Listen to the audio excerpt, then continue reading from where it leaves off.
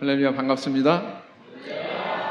청주교회를 심호하고 있는 김세한 목사입니다. 그리고 또 이제 총회로는 이제 교무이사를 맡고 있고요. 근본 이 전주교회 전도 세미나 행사의 강사로 이렇게 초청을 해주셨는데 좀 경우에 합당한지 모르겠습니다. 왜냐하면 이제 전주교회 열심히 그 전도 활동을 하고 있고, 저는 이제 전주교회 올 때마다 항상 제 시선이 가는 장소가 있어요. 목양실에 들어가면은 뒤쪽에 이제 그 백칠판이 있죠. 거기에서 이제 초신자 교육 명단, 구도자 명단, 이제 여기에 가장 제 눈이 갑니다. 올 때마다요 항상 채워져 있었고 비어 있는 때가 없습니다. 그 의미는 뭐냐면 우리 전주교회 성도님들이 굉장히 전도에 열심을 내시고 있고, 또 꾸준하게 이렇게 교회가 구도자와 초신자들로 이렇게 차 있다라는 사실을 우리가 확인할 수 있다는 거죠. 그럼에도 불구하고 더 잘하시겠다고, 작년에도 이 행사 했었죠. 또 올해도 이렇게 이어서 또 이 행사를 기획을 하시고 이렇게 진행하신다는 소리를 듣고 사실은 좀 부담이 됐습니다. 그러나 또 우리가 서로 부족한 면이 있고 그 부족한 면을 또 서로 채워가야 되는 게 우리 각 교회들 아니겠습니까? 우리 성도 개인도 그렇지만 뭔가 부족한 점이 있기 때문에 나를 불렀을 것이다. 하나님께서 또 뭘 쓰실 뜻이 있으니까 나를 또 이렇게 부르셨겠지 하고서 용기를 내서 왔습니다. 그래서 이 시간이 온전히 정말 우리가 발견하지 못했던 우리 전주교회가 가지고 있는 어떤 그런 미흡한 점이 채워지고, 또 우리 청주교회에서 온 강사진도 또 많은 것을 배워갈 수 있는 그런 기회가 됐으면 참 좋겠습니다. 그런 시간이 되겠죠? 전도라고 할 것 같으면 이제 먼저 우리가 오해하지 않아야 될 게 있을 것 같아요. 왜냐하면 이런 행사를 통해서 무슨 스킬을 배우는 게 아닙니다. 무슨 기술을 배우고 뭐 요령을 배우고 그게 아니죠. 왜냐하면 전도는 누가 하셔요? 뭐 간증 들으시면 다 깨달으시겠지만, 아니, 저 간증 듣기 이전에 우리 전주교 성도님들이 이미 체험하시면서 깨달으셨겠지만 전도하시는 분은 하나님이세요. 성령이세요. 사도행전의 역사를 봐도 그렇고 오늘날 우리 교회 안에서 이루어지는 역사를 봐도 그렇고, 전도는 인력으로 되는 게 아니구나, 이거 하나님께서 역사하시는 일이구나 라는 것을 우리는 깨닫고 또 그걸 절대적으로 인정해야 됩니다. 그럼 우리는 뭡니까? 우리는 그 하나님의 뜻이 펼쳐지도록 도구가 되는 것이죠. 하나님께서는 하나님의 뜻을 이루시는데 그 뜻을 그냥 하늘에서 뚝 떨어지는 것처럼 그렇게 이루시는 것이 아니라 도구를 필요로 하는데 그 도구가 바로 우리 믿는 성도다라는 것입니다. 그래서 이 전도 세미나에 참석하신 분들의 마음의 초점은 여기에 있어야 된다고 봐요. 내가 무슨 스킬을 배우고 요령을 배우고 그래서 그걸로 내가 전도할 수 있다, 이게 아니고, 전도하시는 분은 하나님인데 내가 어떻게 그 하나님의 뜻에 부합되게 도구가 될 것이냐, 하나님의 뜻을 분별하고 그 뜻을 펼치실 수 있도록 내가 어떤 그런 일꾼이 될 수 있을 것이냐, 여기에 대해서 우리가 마음의 초점을 모아야 된다, 이렇게 생각합니다. 다 동의하시죠? 네. 그래서 이제 그 제목을 이렇게 삼아봤는데요. 전도활동과 교회 시스템. 전주교회는 굉장히 규모가 큰 교회고 또 나름대로 이제 시스템을 구축하고 있는데, 그 시스템을 구축했다고 그러더라도 그것이 제대로 작동이 되고 있는지, 규모 때문에 좀 미흡한 점이 있을 수도 있지 않을지. 왜냐하면 몸집이 크면은요 민첩하게 움직이기가 힘들잖아요. 사람도 그런 것처럼 조직도 비대하게 되면 그런데 어떤 문제점을 노출하게 돼 있고 그렇습니다. 그래서 그런 점에서 혹시 채워줄 수 있는 부분이 있지 않을까? 이런 생각을 하면서 이렇게 제목을 삼아봤습니다. 먼저 좀 우리가 좀 거시적인 측면에서 좀 상식적인 그런 지식들을 좀 또 섭렵하는 그런 시간이 좀 필요한 것 같아요. 앞으로 전개될 한국 사회의 상황은 어떻게 될 것이냐? 여러분 이런 용어 들어봤죠? 인구 절벽, 인구 감소도 아니에요. 뭐라고 표현해요? 인구 절벽. 아시다시피 우리 대한민국은 지금 전 세계에서 출산율이 가장 낮은 나라입니다. 0.7 정도밖에 안 됩니다. 두 사람이 결혼해가지고 아이를 낳는데 0.7명을 낳는데요. 네. 심각하죠? 네, 심각합니다. 앞으로 지구상에서 가장 먼저 없어질 나라가 대한민국이다. 이런 사회 현상이 교회에 영향을 미칠까요? 안 미칠까요? 네, 당연히 미칩니다. 그 다음 도시 소멸입니다. 무슨 얘기냐? 저 지방에 있는 시골에 있는 그런 군소도시는 소멸하게 되고 서울 경기권에 이런 사람들이 많이 몰리는 이런 곳이 메가시티화 된다라는 것입니다. 수도권 집중화 다 같은 얘기죠. 이런 현상이 이제 심화된다 이렇게 볼 수가 있습니다. 그래서 이게 우리 한국 사회가 지금 나아가고 있는 사실은요 전 세계적으로 공통적인 현상이 도시화예요. 사람들은 도시로 다 몰려들게 되어 있습니다. 지금 그렇게 가고 있습니다. 지금 청주는 인구가 제가 청주에 부임했을 때 85만이었거든요. 근데 최근에 제가 확인해 보니까 88만이 됐어요. 전주는 어떤 것 같아요? 전주는 지금 몇 만이에요? 예, 제가 오늘 아침에 오면서 AI한테 다 물어봤습니다. 예, 그랬더니 뭐라고 그러냐면 63만 명이라고 해요. 자, 그러면 한 5년 동안 어떻게 변화했어? 물어봤더니 조금씩 줄어들었대요. 전주도 어떤 특징이 있는 그런 도시다? 인구가 조금씩 줄어들고 있는 도시다. 사람들은요, 신앙 쫓아서 이동하지 않습니다. 사람은요, 교회 성도들이라고 할지라도 자기 직장 그리고 진학할 학교 이것 쫓아서 이동하게 돼 있습니다. 맞죠? 네, 그런 현상이 일어날 수밖에 없어요. 그래서 어떤 도시는 이제 커다란 기업체가 막 들어오고 뭐 공장이 들어서고 막 이러면은 사람들이 몰리게 돼 있고요. 또 학교들이 막 수두룩하게 여기저기 많이 있으면 몰려들게 돼 있습니다. 이게 교회에 영향 미칠까요? 안 미칠까요? 교회에도 영향 미칩니다. 네. 그래서 각 교회별로 이렇게 딱 형편을 딱 이렇게 분석을 해보면 그게 그대로 반영이 되고 있구나라는 것을 어렵지 않게 그렇게 판단을 하게 되거든요. 이 지도는 뭐냐면 짙은 색일수록 소멸 위험도가 높은 지역이고요. 색깔이 옅을수록 계속 존재할 가능성이 높은 지역입니다. 전주는 어디쯤 있어요?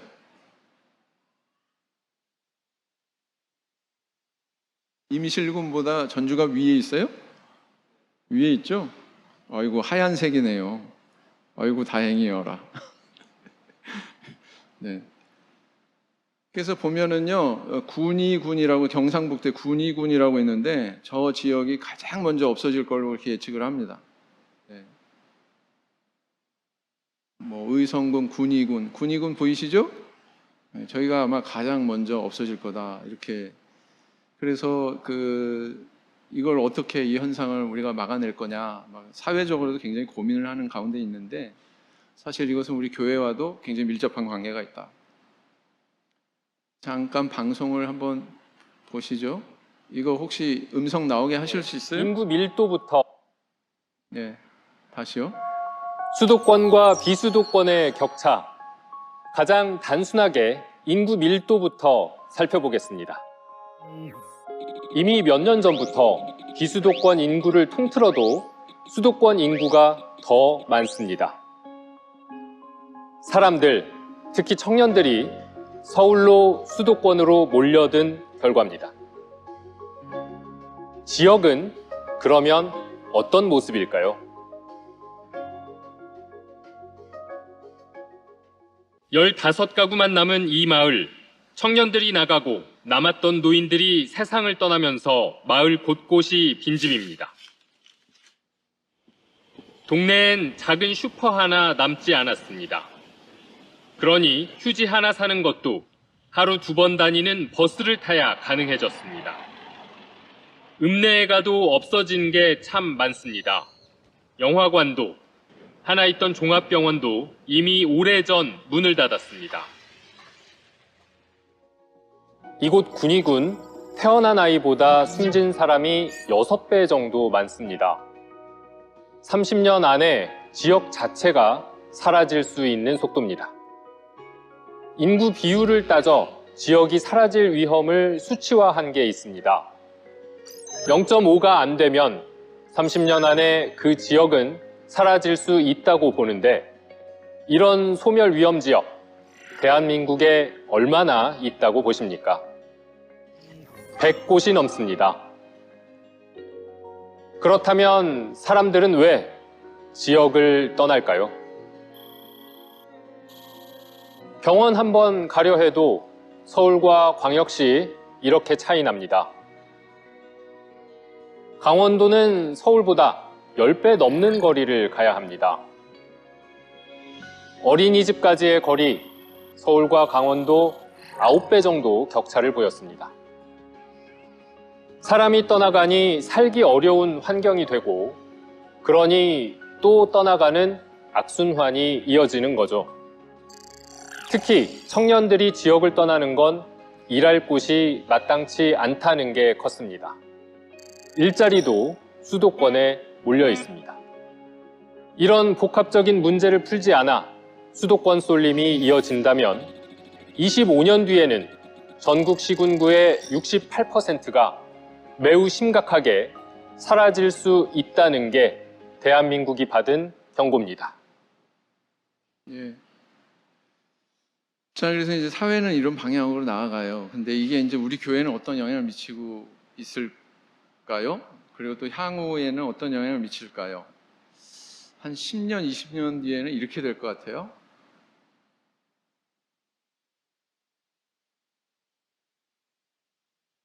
사라졌죠? 네. 그래서 한 5개에서 6개 이제 교회가 사라지게 될 걸로 예측이 되는데, 그럼 어떻습니까? 그 사이에 5개에서 6개 교회가 또 생겨나면 되겠죠? 그러면 어떻게 그렇게 교회 수를 늘릴 수 있을까? 이것도 이제 우리가 좀 고민해 봐야 되는 거죠. 전주교회에서 뭐 한 사람, 두 사람 전도하는 게 아니라 한 교회 한 2-3개 정도 전도하면은 통째로 넘어오게 해가지고, 그러면 뭐 상당히 좀 답이 될 것 같아요. 그죠? 고개 끄덕이시는 분이 계시네. 2017년에 제가 이제 정보출판부 맡고 있을 때 한국교회 연령별 신도 분포 조사를 한번 했었습니다. 그때 그래프고요. 다시 또 7년 뒤에 2024년에 교무부에서 다시 또 이제 조사를 했습니다. 그래서 조사를 해보니까 2024년 그래프가 이렇게 됐어요. 자, 이거는 전년도, 7년 전이고 7년 후입니다. 어떤 변화가 있어요? 오른쪽으로 갈수록 나이가 많다는 뜻이고 왼쪽으로 갈수록 나이가 어리다는 뜻입니다. 어떤 변화가 있습니까? 첫 번째 변화, 고령층이 대단히 많이 증가했다. 그 다음 또 2번째 변화는 뭐예요? 영유아, 유치부, 아동부가 현격하게 줄어들고 있다 라는 겁니다. 그래서요, 7년 전하고 비교해 보니까 0세에서 4세까지 영유아반이요 70%가 날라갔어요. 다시 말하면 30%, 7년 전보다 30%밖에는 안 된다, 숫자가. 예, 살기 어렵다고 애 낳기도 거부하고 그러다 보니까 이렇게 됐어요. 다 5살에서 7살까지 유치부 아이들은 어떻게 됐는가? 유치부 아이들은 저 빨간 겁니다. 왼쪽에 빨간 거는 반토막 났어요. 50%가 날아갔습니다. 그 다음에 이제 그 연두색으로 되어 있는 거는 뭐예요? 초등부예요. 초등부는 어떻게 됐느냐? 초등부는 30%가 날아갔습니다. 이게 지금 우리 교회 현실이에요. 자, 이제 사회 얘기는 여기까지, 요 전까지 하고, 교회의 지금 현실을 말씀을 드리는 겁니다. 어때요? 사회의 이런 변화와 교회의 변화가 아무 상관이 없습니까? 아니면 영향을 미칩니까?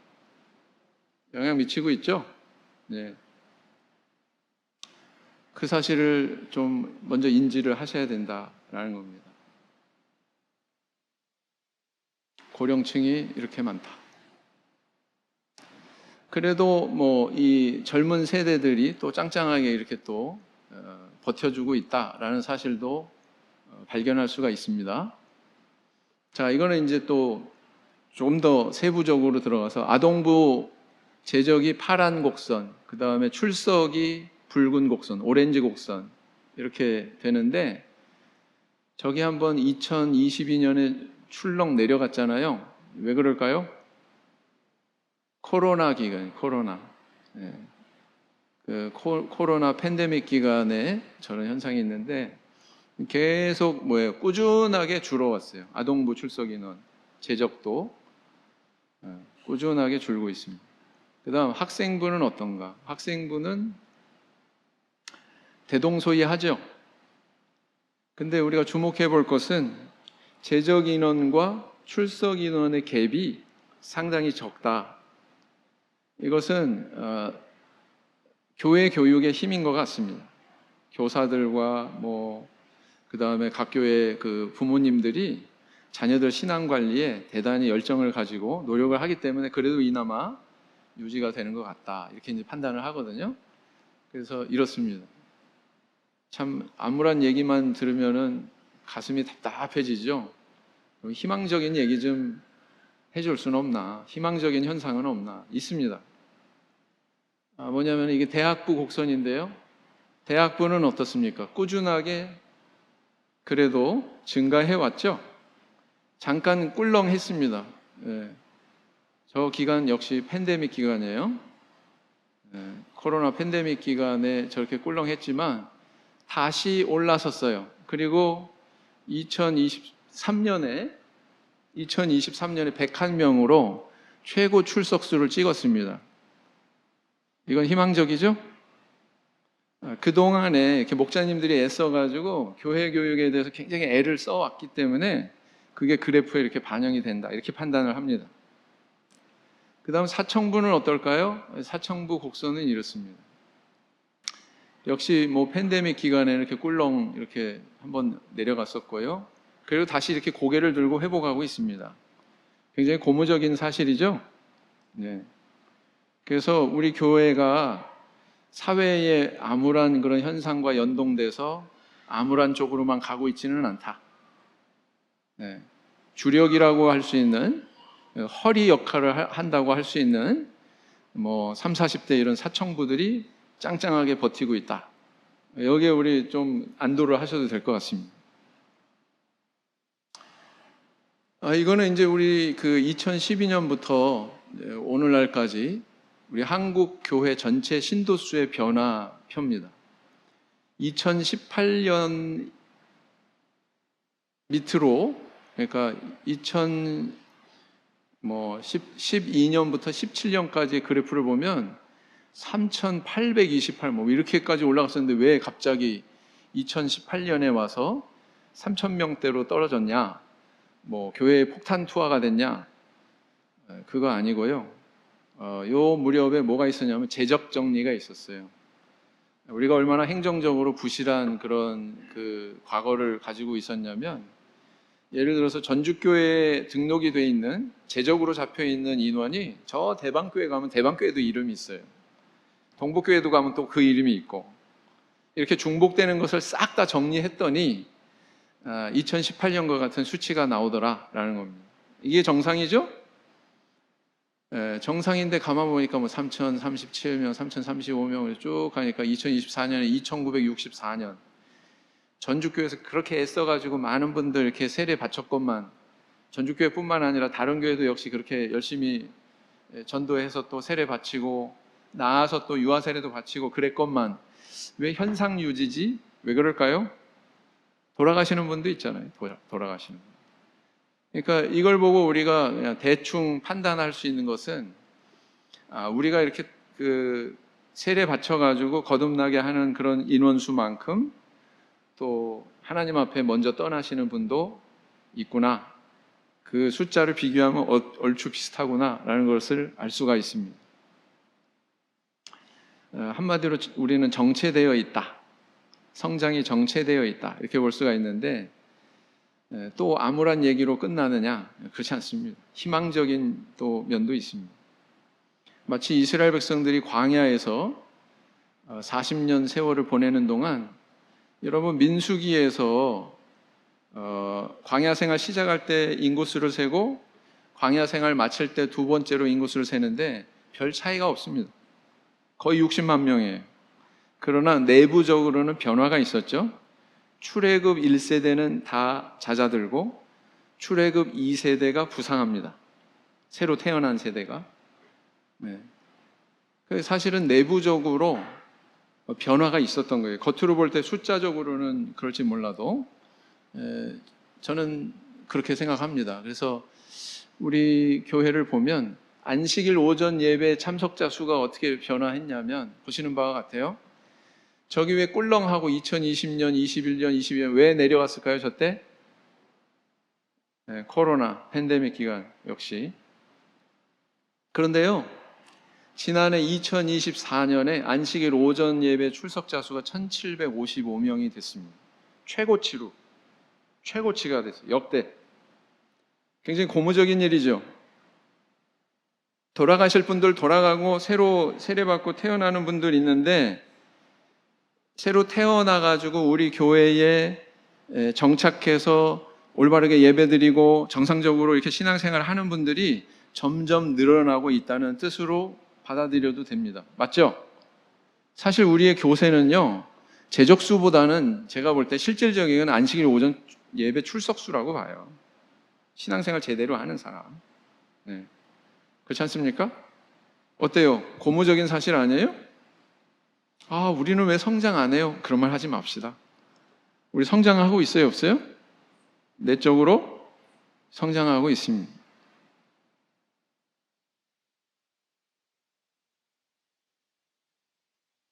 이런 상황에 있다. 사회적으로 이런 방향으로 나아가고 있다. 그리고 우리 교회는 지금 이런 방향으로 나아가고 있다라는 것입니다. 그러고 나서 이제 우리 전도 세미나 본격적으로 나가보자라는 겁니다. 다 같이 한번 큰 소리로 읽어보실까요? 시작. 그러므로 너희는 가서 모든 족속으로 제자를 삼아 아버지와 아들과 성령의 이름으로 세례를 주고 내가 너희에게 분부한 모든 것을 가르쳐 지키게 하라. 볼지어다 내가 세상 끝날까지 너희와 항상 함께 있으리라 하시니라. 지상명령이라고 그러죠? 지극히 높으신 명령. 주님께서 승천하시기 전에 제자들에게 마지막 유언과도 같이 남긴 이 명령. 우리 이 명령에 지금 순종해서 열심히 전도하고 계시지 않습니까? 네. 근데요, 이 전도에도 우리가 지혜가 필요한 것 같아요. 그냥 열심을 낸다고, 마음이 뜨겁다고, 그걸로 모든 게 다 잘 되면 좋겠지만, 그 열정만 가지고는 또 안 되는 거거든요. 그래서, 필요한 순간에 우리가 지혜도 발휘해야 되고, 또 적절한 순간에 우리가 또 도움도 요청을 해야 되고, 또 합당한 시간에 또 서로 협력도 해야 되고, 이렇게 우리의 시선이 한 대만 모아져 있는 게 아니라 이렇게 넓게 보고 또 깊이 보고 그러면서 또 할 수 있어야 이 전도가 더 효율적으로 이루어질 수 있지 않겠습니까? 우리 참회수교회에서의 전도 활동에 대한 이제 과거의 어떤 발자취들을 보면 어떻습니까? 인간관계를 통한 그런 개인 전도가 주류예요. 거의 그렇습니다.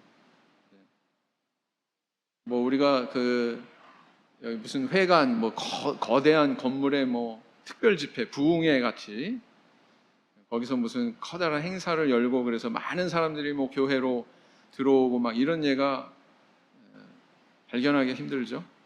거의 없죠. 거의 이제 인간관계를 통해서 개인 전도로 결실을 하는 그런 경우가 많았다.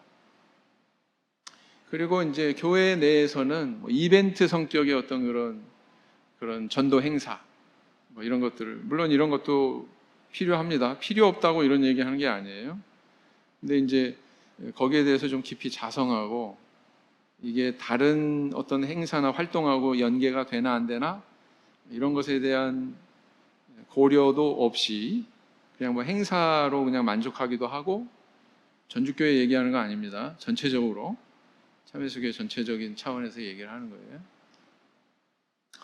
근데 이제 좀 시스템화 해가지고 이런 것들이 좀 더 많은 열매를 거둘 수 있는, 또 노력이 그렇게 많이 투입되지 않아도 좀 지속이 될 수 있는, 사람이 바뀌어도 이상이 없는 그런 쪽으로 이렇게 적절한 방법이 없을까, 이런 것들을 이제 고민을 해보게 되죠. 우리 성도님들 몇 해 전부터 매달 첫째 날에 공문이 정기적으로 딱딱 오고 있죠. 시스템에 의해서 그렇게 진행이 되고 있는 겁니다.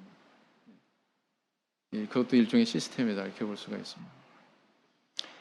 이런 개인 전도의 과정은 가장 보편적인 그런 모습이다 이렇게 볼 수 있는데, 이것은 이제 우리가 요거 하나에만 집중하고 봤을 때의 이런 과정의 표현이고, 이것을 보다 더 효율적으로 쉽게 할 수 있는 그런 방법은 없을까? 시스템적으로 할 수는 없을까? 이것을 우리 고민을 해야 된다는 거죠. 분당에서 이제 전도지 가지고 거리 전도하는 겁니다. 요즘에는 이거 건네주면 어때요? 30초 내로 쓰레기통으로 날아가거나 길바닥에 그냥 이렇게 다 도배해버리죠. 그렇습니다. 또 저렇게 뭐 거리 차 전도 활동하는 그런 교회도 있었고요. 거리 찬양 전도 활동하는 그런 사례도 있었고요. 그래서 보면은 이벤트성의 어떤 그런 전도 활동 뭐 이런 것들이 주류를 이루는 경우가 많았습니다. 그래서 우리가 어떤 이런 방법론적인 면에서 좀 너무 검증되고 또 피드백 없이 뭐가 잘 됐다, 잘못됐다, 뭐 근본적인 것에 대해서 해결할 수 있는 그런 물음 없이 그냥 쭉 진행이 되어 왔던 그런 성향이 많다 이렇게 볼 수가 있습니다. 그래서 이제 이런 실패와도 같은 그런 결실, 실패와도 같은 그런 결실을 놓고 볼 때 이게 결실을 맺게 하기 위해서는 어떻게 해야 되나, 시스템을 구축하는 게 중요하다 이런 결론에 이르게 된 거죠. 총회적으로. 시스템은 뭘 의미해요? 말하자면은 이제 여러 사람들이 연대해가지고 어떤 조직을 이루는 거예요. 조직을 이루고 그 조직이라고 하는 그물 안에 어떤 기능을 하도록 서로 약속을 하는 겁니다. 그래서 그것이 작동이 되면 한 사람이 하는 것을, 한 사람이 각각 하는 일을 여러 사람이 협력해서 하게 되면 훨씬 더 수월하게 더 많은 일을 할 수 있잖아요. 그렇게 이제 다듬어 가는 것이다.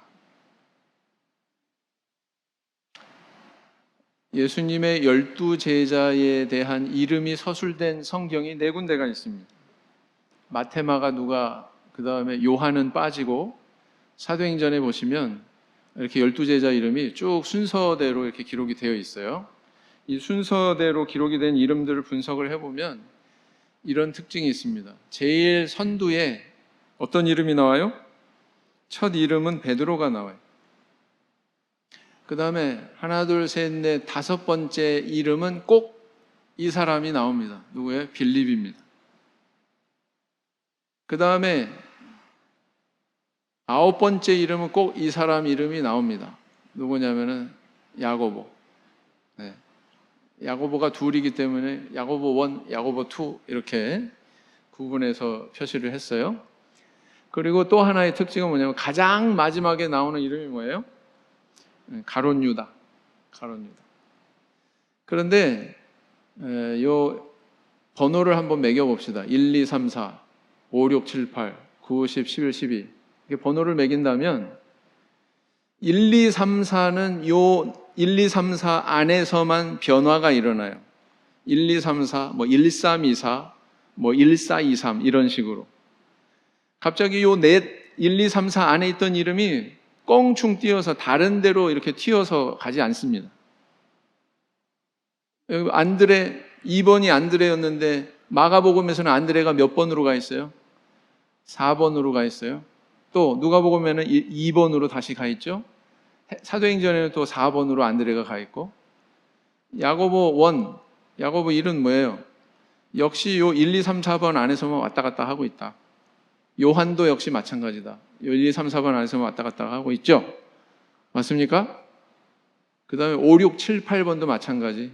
5, 6, 7, 8 요 안에서만 5, 6, 7, 8 뭐 5, 8, 7, 6 이런 식으로 왔다 갔다 하지 다른 바깥으로 튀어나가지 않습니다. 그 다음 90, 11, 12도 마찬가지예요. 역시 그렇습니다. 이것은 뭘 의미할까? 유추하건대 예수님께서는 12제자를 또 세분화해서 작은 규모의 단위로 제자들을 묶어주셨다라는 것을 엿볼 수가 있습니다. 그렇겠죠? 예수님도 시스템화 하신 면이 있구나. 또 70제자 파송하실 때도 뭐 12제자뿐만 아니라 70제자 파송하실 때도 혼자씩 보내지 않으셨어요? 어떻게 보내셨어요? 둘씩 보내셨어요. 둘씩. 다 이유가 있겠죠? 네. 예수님은 시스템화 하셨어요. 오병이어 기적을 행하실 때도 이것을 이 조직을 10분 발휘하셨어요. 네. 50명씩 앉혀라 이렇게 명령하신 적 있어요, 없어요? 네. 그런 것들을 우리가 엿볼 때에 이것은 우리가 지혜를 발휘해서 예수님이 그러셨듯이 예수님이 12제자들을 그렇게 구성하신 것처럼 시스템을 잘 구축하는 것이 필요한 일이구나 라는 것을 엿볼 수가 있습니다. 그래서 전도 시스템 구축을 위한 전제들이 있어요. 이게 돼야 된다. 먼저 첫째는 성경 정신에 부합하는 방법이어야 된다라는 것입니다. 성경의 정신을 훼손하는 방법이면 안 된다라는 뜻이죠. 거꾸로 얘기하자면. 그 다음 어떤 총회의 사역 방향에 부합해야 된다라는 것입니다. 총회는 뭐 달달이 그 전도 이번 달에는 7월 제목을 잊어버렸네. 뭐라고 돼 있죠? 네. 접촉의 달. 그래서 그거보다 가장 타이틀. 예수 제자 삼기 운동, 전도 운동, 그러고서 이제 접촉의 달. 그다음에 나오죠. 총회는 이렇게 가고 있는데 우리는 독자적으로 갈래 이러면 또 그것도 문제라는 거죠. 총회의 어떤 사역 방향에 보조를 맞춰서 같이 가는 것도 필요하다. 관계 전도, 우리 아까 얘기했듯이 1인 관계 전도, 신도가 어떤 특정한 구도자, 나와 인간관계를 맺고 있는 구도자를 만나서 전도하는 그런 것을 여기다 접목시키는 거죠. 시스템과 접목시켜서 어떻게 이걸 더 잘하게 할 수 있나, 이것을 생각해야 된다는 것입니다.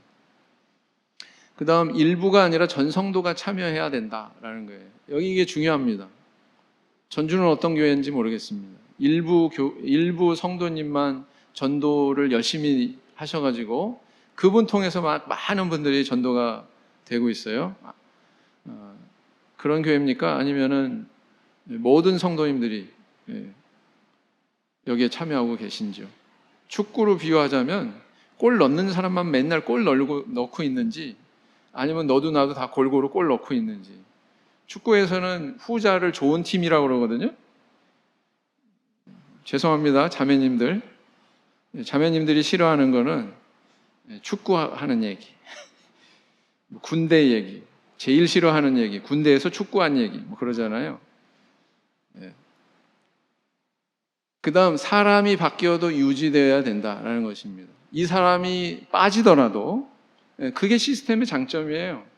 이 사람 없으면 안 돼. 모든 게 올 수도. 이렇게 되면 돼요? 안 돼요? 안 돼요. 목자님 빠지면 모든 게 올 수도. 이 교회 좋은 교회예요? 안 좋은 교회예요? 안 좋은 교회예요. 너무 목자님 찾지 마세요. 전주교회. 바쁘셔요. 영은혜 강사를 또 공교롭게 봄철에 오셨었잖아요. 아이고, 저녁 좀 먹고 가시라고. 아니면 하룻밤 자고, 지금 먹기 부담스러우면 하룻밤 자고 내일 아침에 아침 맛있는 거 사줄게. 근데 안 돼요. 그리고 저녁 때 휙 하니 가버리더라고요. 왜냐하면 그 다음날 저기 서도 청년들하고 대학부였나? 같이 가야 된다고 그러면 휙 가버리시더라고요. 그래서 전주교회 목자님은 청년들하고 이렇게 또 신도들하고 밀착해가지고 시간 보내는 그런 노력을 많이 하는 교회구나. 많이 하시는 목자님이구나. 그랬더니 공청회 때 전주교회 모 집사님이 제발 청년들하고 시간 좀 많이 보내주시라고 여러 사람이 있는 데서 그런 말씀도 하시더라고요. 그래서 이게 또 만족이 안 되나 보다.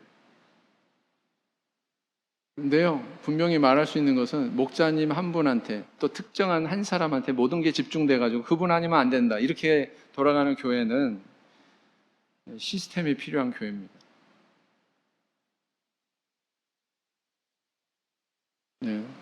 이거 우리 공문으로 이렇게 다 하고 있잖아요. 아까 말씀드린 거고. 그래서요, 이렇게 예수 제자 삼기 전도운동의 과정을 좀 나열을 해보면 이거는 공문에 나와 있는 대로 가는 거예요. 기도하고 접촉하고 증거하고 인도하고 결신하고 이런 과정으로 나열할 수 있는데, 단계별로 여기에 개입이 되는 그런 계층이 있습니다. 접촉과 증거까지는 이제 개인과 신도회가 협력이 되는 그런 단계고, 또 그렇게 해서 이제 교회 전체가 또 목자가 역할을 담당해야 되는 그런 단계가 있죠. 그래서 이런 것들을 이제 객관적으로 좀 나열해 보는 게 좀 필요해요. 왜냐하면 어떻게 교회가 움직여야 되는가, 우리는 어떻게 움직이고 있는가, 여기에 대한 인식이 될 수 있으니까. 자, 신도회는 어떤 신도회입니까? 이미 전주교회는 신도회 개념을 바꾼 교회로 저는 알고 있습니다. 신도회는 친목 모임이 아니죠. 근데 과거에는요, 신도회가 단순한 친목 모임이다 이렇게 인식되는 경우도 없지 않았습니다.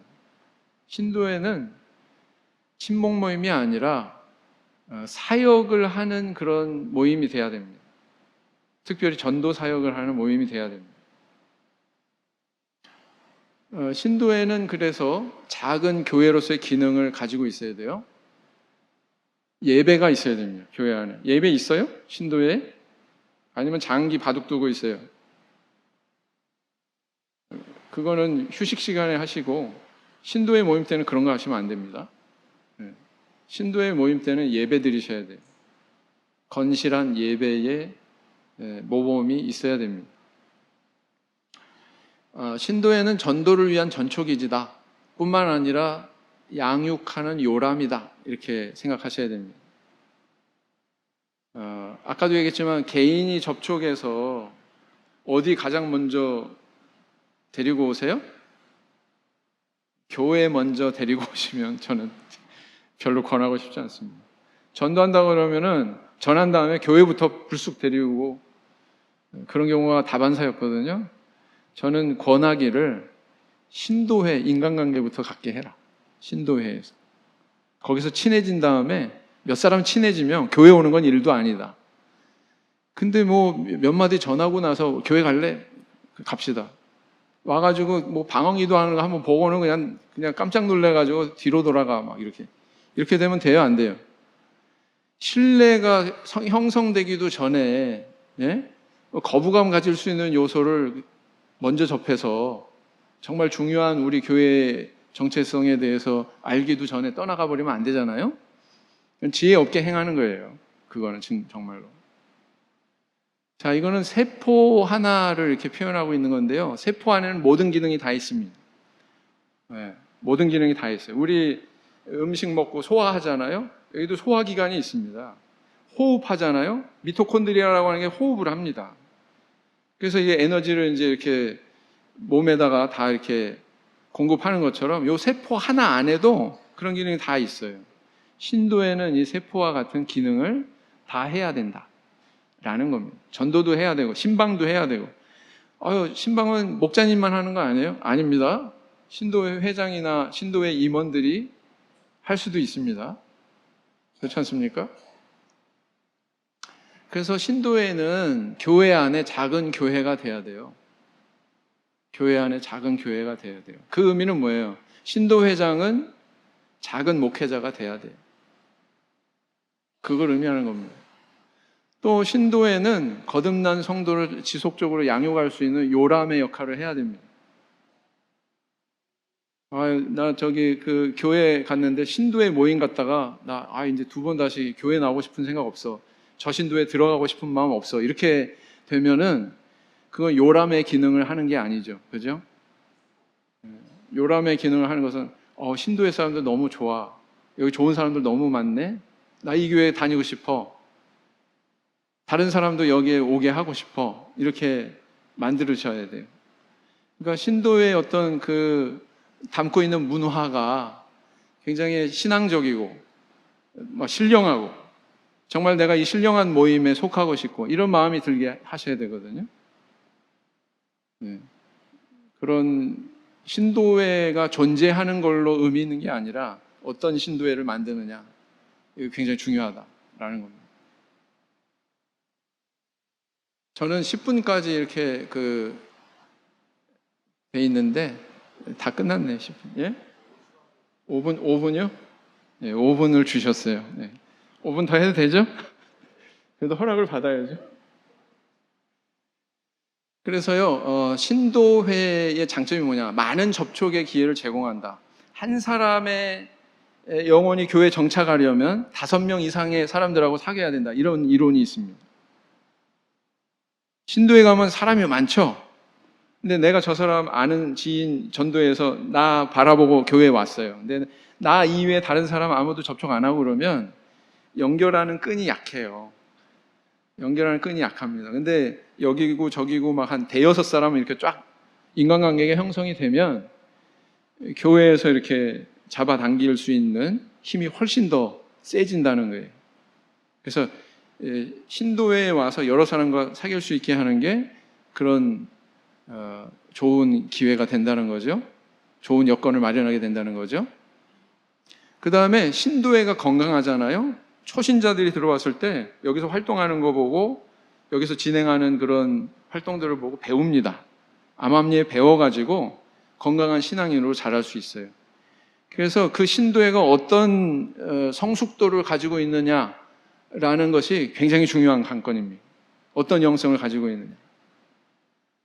그 다음에 그렇게 배우다 보니까 리더자 양성이 자연스러워요. 다시 말하면 신도회장이나 총무나 이런 사람들이 건실하게 후보군이 잘할 수가 있습니다. 나도 저 사람이 한 것처럼 해야지. 나도 저런 신도회장이 돼야지. 이렇게 될 수 있다는 거죠. 그 다음에 이렇게 신도회가 제 역할을 해주면 목회자가 중요한 사역에 집중할 수가 있습니다. 목회자가 어떤 중요한 사역?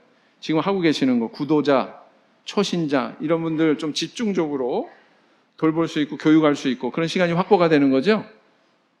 네, 그런 시간을 가질 수 있게 해주셔야 돼요.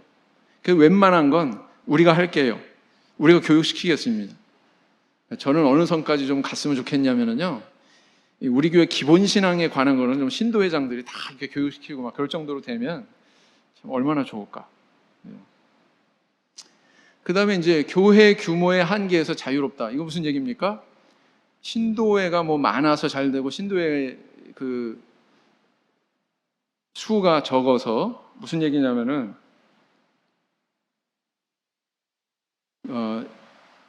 전주교회는 신도회가 몇 개나 있어요? 13개요. 13개요. 청주는 그 7개인데 딱 2배네요. 그죠? 2배 정도 되네요.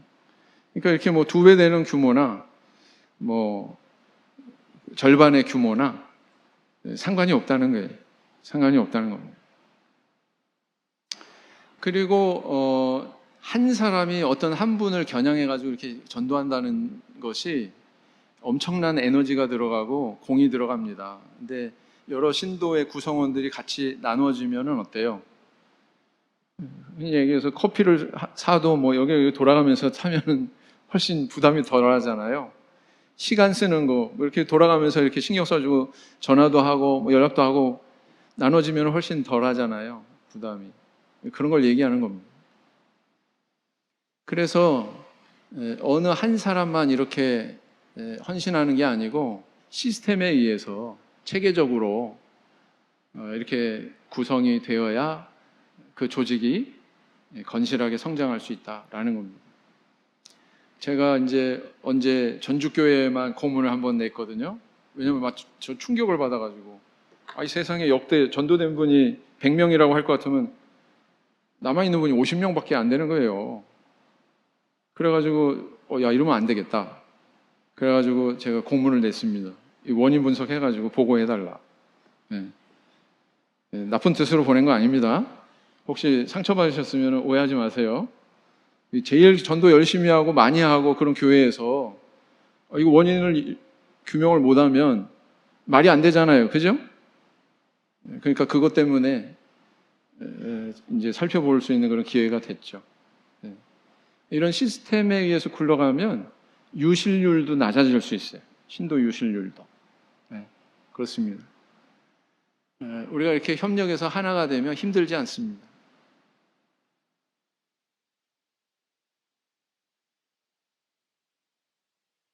이거는 다 잘 하고 계시기 때문에 제가 언급을 회피하겠습니다. 전주는 이미 이거 다 하고 있기 때문에. 이건 청주에서 이제 소그룹 모임에 의해서 접촉하게 된 빨간색 원안에 있는 분들이 접촉했던 분들이고, 이 접촉했던 분들 중에 지금 교회 와서 세례받고 저 뒤에 그 뒤에 동그라미 보이시죠? 여기 이제 우리 세 분의 형제님이 한날 같이 세례를 받았어요. 몇 년 전에. 예. 근데 이게 바로 이 신도회가 그간 공들이고 이렇게 같이 열심히 전도를 위해서 한마음 한뜻이 돼가지고 움직인 결과로 주어진 결실이었습니다. 예, 여기 세 분이 있죠. 그래서 이렇게 세례 받고, 예, 세례 증서도 받고 그랬습니다.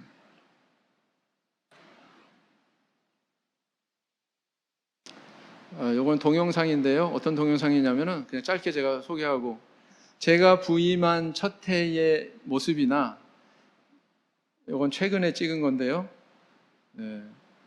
제가 부임해서 4년 차 되는 해나 변함없이 하는 것은 매주 신도회 책임자 모임을 갖고 거기서 신도들의 상황에 대해서 체크할 뿐만 아니라 특별히 전도 대상자, 구도자, 초신자 이런 분들에 대한 또 아주 섬세한 정보 공유가 이루어지고 있습니다.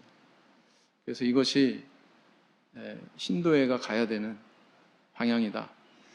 우리 교회 소개하는 거 위키 백과에 가면은 좀 정갈하게 잘 해놨어요.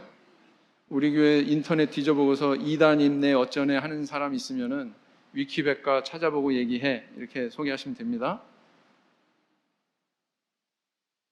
우리 교회 소개하는 영상 많이 있죠. 기본 신앙 영상. 저 이거 다 보고서 우리 교회로 다시 돌아오신 분이 있다고 하는 얘기 듣고 굉장히 반가웠어요. 내 노력이 헛되지 않았구나. 4년 동안 정보 출판부 맡고 교회 안 맡고 있는 그 세월이 헛되지는 않았구나. 오늘 오셨어요? 안 오셨네. 교회 역사 영상이 있습니다. 역사 간증 영상이 있습니다. 이것도 전도하실 때 활용하시면 좋죠? 그다음 대한민국의 세례식 영상은 세계 최고입니다. 앞으로 계속 많이 만들어서 유튜브 들어가서 뒤지면 누구건 이게 세례야. 참예수교회 세례가 진짜 세례야. 할 수 있는 그날까지 계속 만들어야 되겠죠? 자, 그래서 우리에게 있는 자료, 재원은 많이 있습니다. 방법은 많이 있습니다. 이런 모든 방법들을 활용하셔서 신도에서 열심히 전도하시는 전주교회 우리 성도님들 되시기 바랍니다. 마지막으로 읽겠습니다. 시작. 그러므로 내 사랑하는 형제들아, 견고하며 흔들리지 말며 항상 주의 일에 더욱 힘쓰는 자들이 되라. 이는 너희 수고가 주 안에서 헛되지 않은 줄을 알미니라. 아멘. 마치겠습니다.